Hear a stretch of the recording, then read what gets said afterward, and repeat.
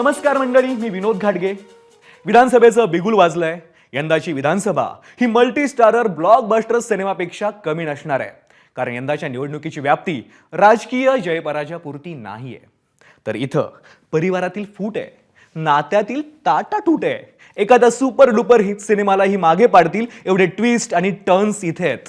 पुढचा मुख्यमंत्री विराजमान होईपर्यंत आम्ही दररोज घेऊन येणार आहोत राजकीय शोले.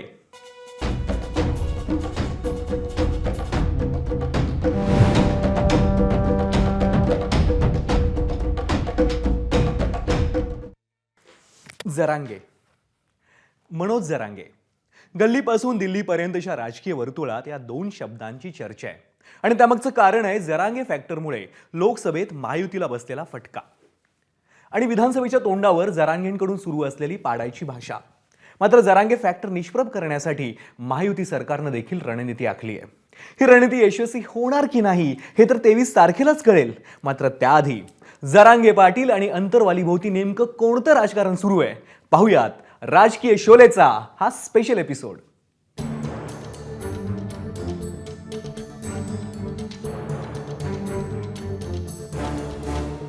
मनोज जरांगे पाटील हे मराठा समाजासाठी न्याय मिळवण्यासाठी रस्त्यावर उतरले, पण त्यांनी हा विचार केला पाहिजे की महायुतीने काय काय दिलंय. फडणवीस साहेबांनी चांगला फायदा केला आमचा. देऊ नॉन क्रिमिनल निघाणात पोरांच्या आपल्या आमच्या ही एक खूप छान फायदा केला त्यांनी. फुकट केसेस लय मोठ्या केल्या. अरे ज्यांनी काहीच केलं नाही, ज्यांनी फक्त मराठा समाजाचा वापर केला, मराठा समाजाला वंचित ठेवलं, त्यांच्याबद्दल जरूर त्यांनी या निवडणुकीमध्ये विचार केला पाहिजे. देणारा कोण आणि आम्हाला फसवणारा कोण.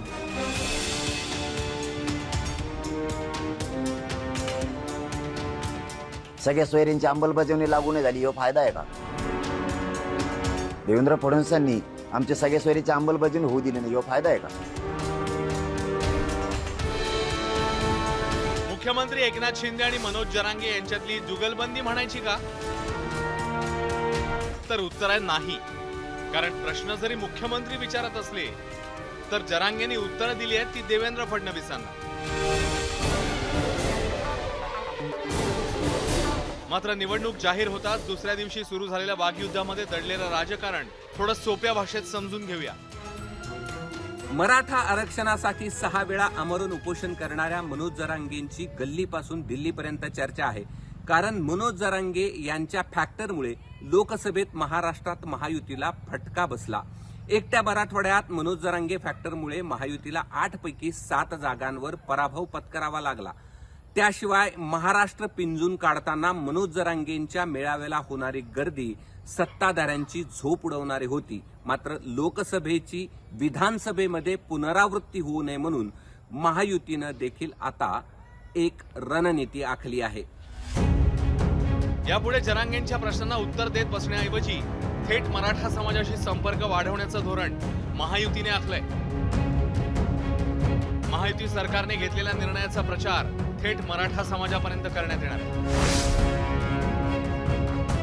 आणि त्याची सुरुवात स्वतः मुख्यमंत्री एकनाथ शिंदेंनी महायुतीच्या पत्रकार परिषदेत केली. मनोज जरांगे पाटील हे मराठा समाजासाठी न्याय मिळवण्यासाठी रस्त्यावर उतरले, पण त्यांनी हा विचार केला पाहिजे की महायुतीने काय काय दिलंय. अरे ज्यांनी काहीच केलं नाही, ज्यांनी फक्त मराठा समाजाचा वापर केला, मराठा समाजाला वंचित ठेवलं, त्यांच्याबद्दल जरूर त्यांनी या निवडणुकीमध्ये विचार केला पाहिजे. देणारा कोण आणि आम्हाला फसवणारा कोण. शिंदेंच्या प्रश्नांना उत्तर देताना जरांगेंनी फडणवीसांच्या नावाने शंख फुकायला सुरुवात केली. आमचे हजारो पोरावर केसेस झाल्या, त्यांना आता नोकरीत जाता येणार. देवेंद्र फडणवीसांनी ते उपकार केला मराठीवर. ही केस केली, ही फायदाच आहे का आमचा? आमच्या डोक्यात गोळ्या घातल्यात, ही आमचा फायदाच आहे का? सगळ्या सोयरींची अंमलबजावणी लागू नाही झाली, ह्यो फायदा आहे का? देवेंद्र फडणवीसांनी आमच्या सगळ्या सोयरीची अंमलबजावणी होऊ दिली नाही, ह्यो फायदा आहे का? एकीकडे शिंदेंना मराठा आरक्षण द्यायचंय, पण फडणवीस देऊ देत नाहीत असं म्हणणारे जरांगे फक्त शिंदेच आरक्षण देऊ शकतात असंही म्हणतायत. आरक्षण देऊ शकतात मराठ्याला तर फक्त शिंदे साहेब. तेवढाच धाडशी माणूस आहे की मराठ्यांना आरक्षण देऊ शकतो. म्हणतोच ना मी रोज, पण दिलंच नाही तुम्ही. तो शब्द तुम्ही खरा करून दाखवलाच नाही किंवा तुम्हाला खरा करून दिला नाही. आम्ही म्हणतच होतो की शिंदे साहेबच आरक्षण देऊ शकतात, बाकी कोणी नाही. पण भाजपला सुपडा साहेब, भाजपचा सुपडा साहेब, देवेंद्र फडणवीसांचा सुपडा साहेब, मला वाटतं असं टार्गेट केल्यासारखं तुम्ही का बोलतात? कशामुळे बोलता तुम्ही? हे तुम्ही सरकार म्हणून बोललं पाहिजे. लोकसभेप्रमाणे जरांगे फॅक्टर विधानसभेत कोणासाठी विध्वंसक ठरणार याचं गणित आता राजकीय पंडितांनी मांडायला सुरुवात केली. स्वतः जरांगेंनी पाडायच्या भाषेचा पुनरुच्चार केलाय. पाडायचे आहेत का उभा करायचे, या संदर्भातली बैठक ही रविवारी 20 तारखेला होणार आहे. त्यालाही लय गर्दी करावी किंवा असं काही नाही, कामं बुडून कोणी येऊ नये, कारण आता काय कोणाला दाखवायची गरज नाही. दिवस आपल्या हातात कमी आहेत. लढायचं म्हणले तरी कमी आहेत, पाडायचं म्हणले तरी पण कमी आहेत. मनोज जरांगे खरंच विधानसभेत उमेदवार उभे करणार का, हा प्रश्न जन्माला घातलाय प्रकाश आंबेडकरांनी. ते आमचं म्हणणं असं आहे की जरांगे पाटील यांनी 800 अर्ज आलेले आहेत, फार चांगली गोष्ट आहे. त्याच्यापैकी त्यांनी असं 288 उमेदवार निवडावेत आणि त्यांना इलेक्शनमध्ये उतरावं, त्यांनी इलेक्शन लढावं. यदा कदाचित जरांगेंनी उमेदवार उभे केलेच तर त्यांना पाडण्यासाठी ओबीसी नेते देखील फळी उभी करणार आहेत. जरांगे नावाचं जे काय फॅक्टर जे तयार झाले आता, त्यांनी जे काय उमेदवार उभा करतील या महाराष्ट्रामध्ये, तर त्यांचं लेबल लावलेला आमदार, उभा असलेला आमदार, मग तो कुठल्याही पक्षाचा असू द्या, जरांगेने उभा केलेला प्रत्येक आमदार जो आहे तो ओबीसी पाडल्याशिवाय राहणार नाही. मनोज जरांगे कुणाला आणि कुणासाठी पाडणार या प्रश्नाचं उत्तर शोधताना जरा अंतरवाली सराठीकडे वळूया. कारण इथे रात्रीच्या काळोखात बऱ्याच राजकीय समीकरणांचा उदय होतोय. शिंदेच्या शिवसेनेचे नेते आणि उद्योगमंत्री उदय सामंत तसंच मुख्यमंत्र्यांचे अतिशय विश्वासू मंगेश चिवटे यांनी अंतरवाली सराठी गाठत जरांगेंची भेट घेतली आहे. यापूर्वी रात्री मध्यरात्री अजित पवारांच्या राष्ट्रवादीचे धनंजय मुंडे तर थोरल्या पवारांचे विश्वासू राजेश टोपेंनी जरांगेंना भेटत खलबतं केली आहे. अंतरवाली सराटीमध्ये रात्री सुरू झालेली बैठक पहाटेपर्यंत चालते. मात्र या बैठकीमध्ये नेमकं काय झालं हा प्रश्न जरांगेंना विचारतात. जरांगे जो आहे तो मुद्दा मराठा आरक्षणाकडे वळवतात आणि भुजबळ आणि फडणवीसांवरती हल्लाबोल करताना पाहायला मिळतात. तर दुसरीकडे त्यांना भेटायला आलेले नेते एकतर माध्यमांच्या समोर येत नाही आणि माध्यमांच्या कॅमेऱ्याने गाठलं तर कुठंतरी थातूरमातूर उत्तर देऊन वेळ मारून येताना पाहायला मिळतात. तिसऱ्या आघाडीसाठी जुळवाजुळव करणाऱ्या नेत्यांना मनोज जरांगेंनी वेटिंगवर ठेवलंय. तर विधानसभेच्या घोषणेनंतर काही तासातच मनोज जरांगे आणि एमआयएमचे इम्तियाज जलील यांच्यामधल्या गळाभेटीने आणि गुफ्तगूंनी अनेकांचा सस्पेन्स वाढवलाय. ओव्हरऑल मनोज जरांगे पाटलांच्याकडे जर पाहिलं तर मनोज नेहमी निर्णय हे सगळ्यांना विश्वासात घेतल्याशिवाय निर्णय घेत नाहीत आणि लोकांचा अंदाज घेत असेल म्हणून ते टाईम घेत असेल. मला असं वाटतं की शेवटी अंदाज घेऊनच ते निर्णय घेतील आणि तो निर्णय मी जी सूचित केलेला आहे तसा घ्यावा असं माझी त्यांना विनंती राहील. मनोज जरांगेंच्या उपद्रव मूल्याचा फटका बसू नये याची प्रत्येक जण काळजी घेताना दिसतोय.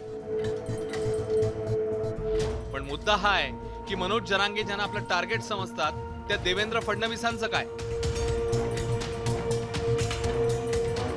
सुरुवातीला संपूर्ण सरकारला लाखोल्या वाहणाऱ्या जरांगेंनी आपल्या वाणीची दिशा बदलली. शिंदेंवर स्तुतीसुमनं, अजित पवारांबाबत मौन आणि फक्त फडणवीसांवर आग पाखड. सध्या तरी मनोज जरांगेंचं हेच धोरण दिसतंय. मात्र विधानसभेत फडणवीसांना हानी पोहोचवून मनोज जरांगे शिंदेंना सत्तेत कसं आणणार या प्रश्नाच्या उत्तरात विधानसभेतल्या मनोज जरांगे नावाच्या समीकरणाची उकल आहे. शोले रिपोर्ट, एबीपी माझा.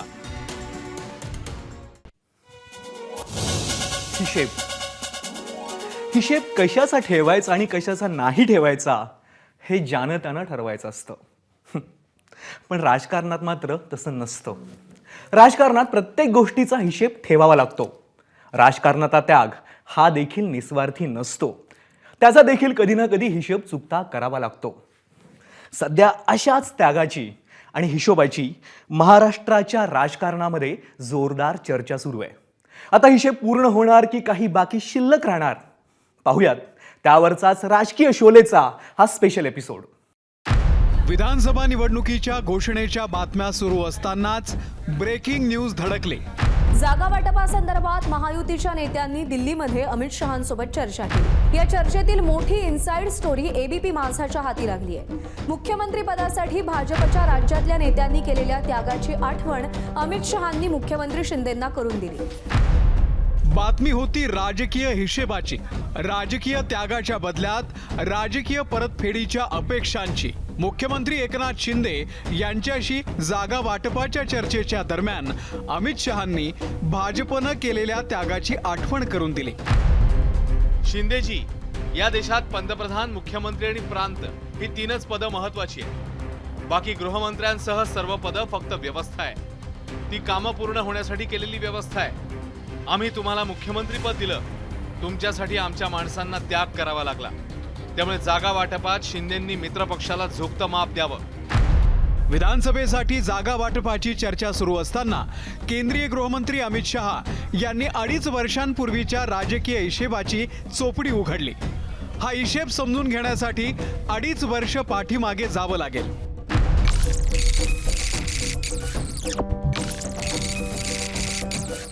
भारतीय जनता पक्षाने हा निर्णय केला की श्री एकनाथ शिंदे साहेब यांना भारतीय जनता पार्टी समर्थन देईल. एकनाथ शिंदेंनी उद्धव ठाकरेंना जय महाराष्ट्र करत न भूतो न भविष्यती असं राजकीय बंड केलं. एकनाथ शिंदे आणि त्यांच्या 40 आमदारांच्या पाठिंब्यावर देवेंद्र फडणवीस पुन्हा एकदा मुख्यमंत्री बनणार होते. पण चाणक्यांच्या मनामध्ये काहीतरी वेगळंच होतं. त्यांनी देवेंद्र फडणवीसांच्या ऐवजी एकनाथ शिंदे यांचा राज्याभिषेक केला आणि देवेंद्र फडणवीसांना उपमुख्यमंत्री पदावरती बसवलं. कुठल्या तरी मुख्यमंत्री पदाकरता आम्ही काम करत नाही आहोत. ही तत्वांची लढाई आहे, ही हिंदुत्वाची लढाई आहे, ही विचारांची लढाई आहे. आणि म्हणून भारतीय जनता पक्षाने हा निर्णय केला की श्री एकनाथ शिंदे साहेब यांना भारतीय जनता पार्टी समर्थन देईल आणि श्री एकनाथ शिंदे हे मुख्यमंत्री होतील. 2.5 वर्ष एकनाथ शिंदेंनी मुख्यमंत्रीपद उपभोगलं तर देवेंद्र फडणवीसांनी पक्षश्रेष्ठींच्या आदेशाला पालन करत कोणतीही कुरबुरी न करता उपमुख्यमंत्री पदाची धुरा सांभाळली.